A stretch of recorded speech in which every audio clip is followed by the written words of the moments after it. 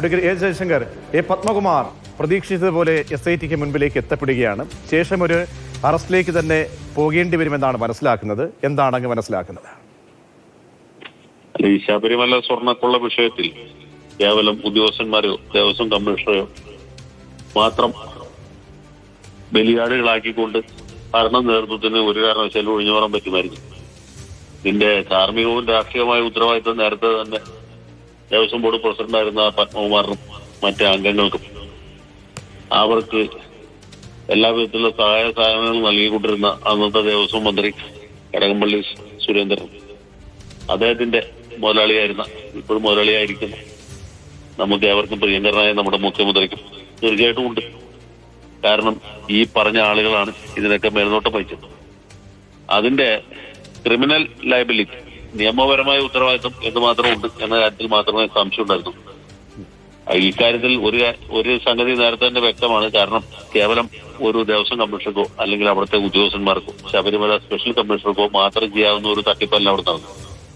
ശബരിമല ശ്രീകോവിൽ സ്വർണം പൊതിഞ്ഞത് വിജയ് മല്ലയാണ്. അത് സമീപകാലത്താണ്, നമുക്ക് എല്ലാവർക്കും ഓർമ്മയുള്ള കാര്യം. അങ്ങനെയുള്ള ഒരു സംഗതിയിൽ ഈ സ്വർണ്ണപ്പാളി അടിച്ചെടുത്ത് കൊണ്ടുപോകുമ്പോൾ ഇത് ചെമ്പാണ് എന്ന് രേഖപ്പെടുത്തി സ്വർണം പൂശാൻ വേണ്ടി ഉണ്ണികൃഷ്ണൻ പോറ്റി എന്ന് പറഞ്ഞ ഒരാളെ ഏൽപ്പിച്ചു വിടുകയും ചെയ്യുമ്പോൾ അതിന്റെ ഉത്തരവാദിത്വം, ആ ഉത്തരവാദിത്വത്തിൽ അതിന്റെ രേഖാപരമായ ഉത്തരവാദിത്വം തന്നെ അവിടെ ഉണ്ട്. തീർച്ചയായിട്ടും അതിന്റെ ഉത്തരവാദിത്തത്തിൽ നിന്ന് ദേവസ്വം ബോർഡ് പ്രസിഡന്റിന് ഒഴിഞ്ഞു മാറാൻ പറ്റുകയും, അപ്പൊ അദ്ദേഹം തീർച്ചയായിട്ടും പ്രതിസ്ഥാനത്താണുള്ളത്. അദ്ദേഹത്തെ എപ്പോൾ അറസ്റ്റ് ചെയ്യും എന്ന കാര്യത്തിലെ സംശയവും രാഷ്ട്രീയമായ സ്വാധീനം ഉപയോഗിച്ച് ഇപ്പോൾ ഒരു തീർത്ഥാടന കാലം തുടങ്ങിയിരിക്കുന്നു. വൃശ്ചികം അതിന്റെ ആദ്യ ഭാരം പോലും പൂർത്തിയാക്കിയിട്ടില്ല.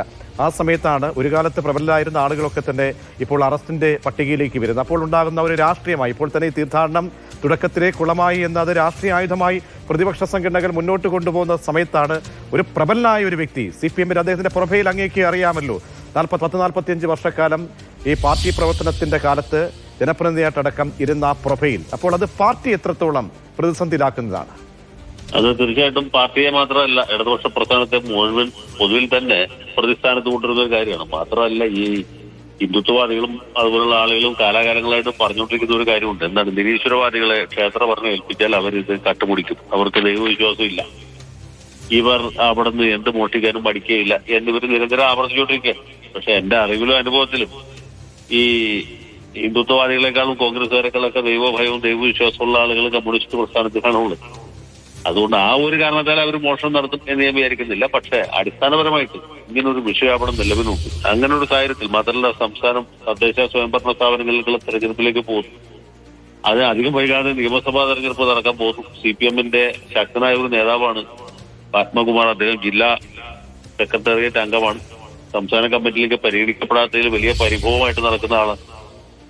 അതുപോലെ പ്രബലരായ ആളുകളാണ് മറ്റു പാർട്ടികളിൽ നിന്നും ഈ സ്ഥാനത്ത് ഉണ്ടായിരുന്നു. അപ്പൊ ഇവർക്ക് ആർക്കും ഇതിന്റെ ഉത്തരവാദിത്വം ഒഴിഞ്ഞു മാറാൻ പറ്റില്ല. മാത്രമല്ല, കാലാകാലങ്ങളായിട്ട് തിരുവിതാംകൂർ ദേവസ്വം ബോർഡ് എന്ന് പറഞ്ഞാൽ ഈ കള്ളന്മാരുടെയും കൊള്ളക്കാരുടെയും പിടിച്ചുപറിക്കാരുടെയും മുന്തിയറപ്പന്മാരുടെ ഒരു സങ്കേതമാണ് എന്നൊരു ധാരണയുണ്ട്. ശ്രീ G. സുധാകരൻ ദേവസ്വം മന്ത്രി ആയിരുന്നപ്പോൾ അദ്ദേഹം ഇത് പലതവണ ഉറക്കെ ഉച്ചയിസ്തരം പ്രഖ്യാപിച്ചിട്ടുള്ളതാണ്. ഇതൊക്കെ നമ്മുടെ മനസ്സിലുണ്ട്, നമ്മുടെ കളക്റ്റീവ് മെമ്മറിയിലുള്ള കാര്യമാണ്. അപ്പൊ ഇതുപോലെയുള്ള തട്ടിപ്പ് മുമ്പ് മറ്റു ക്ഷേത്രങ്ങളിൽ നടന്നിരുന്നു. പക്ഷെ ഇത് ചെറിയ കളവല്ലല്ലോ, ഇത് കൊള്ളയാണ്, തീവട്ടി കൊള്ളയാണ് ഇവിടെ നടന്നിട്ടുള്ളത്. അപ്പൊ അതിന്റെ ഉത്തരവാദിത്വം ഒരു കാരണവശാലും ദേവസ്വം കമ്മീഷണറിലോ അല്ലെങ്കിൽ ദേവസ്വത്തിലെ മുരാരി ബാബുവിന്റെ ഉണ്ണികൃഷ്ണൻ നമ്പൂരിയുടെ മേൽ ചുമത്തി ഇവർക്ക് രക്ഷപ്പെടാൻ പറ്റില്ല.